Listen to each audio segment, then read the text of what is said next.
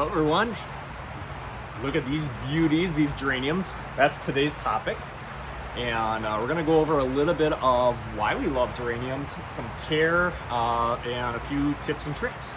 These are very traditional. Yes. Everybody's grandma most likely had geraniums. So some people are kind of turned off by that because they're like, we plant these on grandma's, grave side. So don't let that be a distraction if geraniums are maybe more Traditional. graveside traditional. They're gorgeous and they're pretty easy. Speaking of distractions, It's raining. It's raining. Farmers are loving it. So we're gonna talk real loud. Okay, so a few of the reasons that we love geraniums is one is they're pretty easy. They're great for beginners. There are some maintenance, and I'm gonna say they're mandatory, cleaning up your geraniums. But overall, they're pretty easy. as far as heat tolerant, Yeah. they're great. They love to be in that sun. They like to be on that drier side of it. Yeah, absolutely. So, and there's tons and tons of colors. So they're easy for beginners. You don't want to overwater them. They're gonna do well for you even if it's hot. They can handle. We grow them in our greenhouses, 130 degrees. We put these up high, about 9 feet up high. They sit in 135 degrees and just bake, and they do fabulous. So they do very, very great. As far as the sunlight, if you have them in a shadier spot, they're not going to bloom as well. They're not going to grow and get that foliage.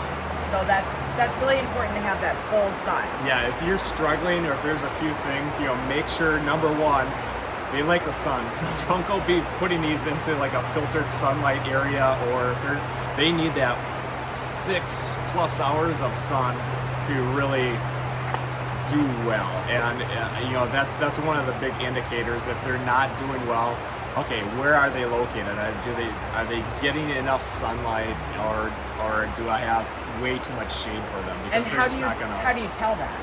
well, they're not going to produce as much blooms if you're like, my watering's correct. I'm fertilizing at least once a week, but they're just still struggling. And if they're in good soil, so if we can check those 3 boxes and they're still not doing very well, okay, where are they located? Because if they're not getting enough sunlight, that's going to do it for them. So they'll start stretching out, and Yeah. you'll see that in greenhouses if they're planted too tight together. They'll kind of get real tall and lanky, yeah. and then they'll just refuse to bloom. Yeah, So they'll grow straight up instead of bushing out and being a nice, these plants should go kind of sideways and should really fill in an area. But if they're stretching, that means I don't have enough sunlight. So as far as the watering, on that spectrum Yeah. of wet to dry, yeah, you want to be, again, I'll say down the middle, but if you're going to err with geraniums, err on the side of being a little bit drier. Don't take that we're not talking the Sahara Desert and Scott said never to water them. No. Just if you're going to err on the side of being a little bit drier, because geraniums don't like to have their feet wet. What do we mean by that? well, down low. You're not talking way up high. You're talking down low. Is it soggy down there? Because they'll start rotting very quickly, and the more you have it saturated down here, the less it's going to look good up here.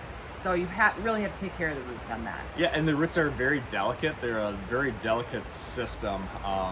They're not those big, thick, heavy white roots on a lot of the other plants. If you've noticed that, they've got a kind of a light, delicate system that easily to rot. So if you are overwatering with your geraniums, they're not going to do well. They will give up the ghost.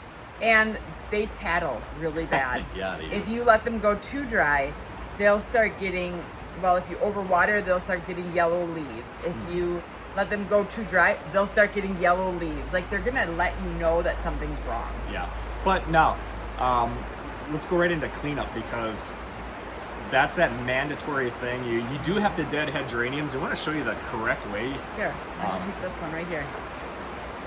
I'll give you one that's not quite so pretty. They're all like, we've cleaned these up. I'm struggling. We gotta take off a nice. Okay, go for it. We're gonna do a little pretend. I know this is a nice, beautiful bloom on this, but we're gonna pretend that it's spent. Okay. So the correct way for deadheading geraniums. I should have brought you different ones. I know, you're just gonna just kill some people. But we're not gonna just nip this bloom off here. We're gonna take this stem and follow it all the way down where it connects, and we just crack it off. And you can see that where it connected to the main stem, that's what we're taking off. So if we don't do that, if you just nip it off and you have this stick is still going to kind of rot down, and that's where we get into trouble with geraniums. Is we don't want any foliage or stems falling into the plant. So we need to heavily go through and clean these up. And when you find little dead leaves like this, get rid of those, because that's where the trouble begins with geraniums. You can see right here something had landed on it. Yep. Show them that leaf. Yeah, I'm just gonna pull this off because it's not gonna correct itself, and I just want to get rid of it. So you can see something landed right on the side and started rotting right there.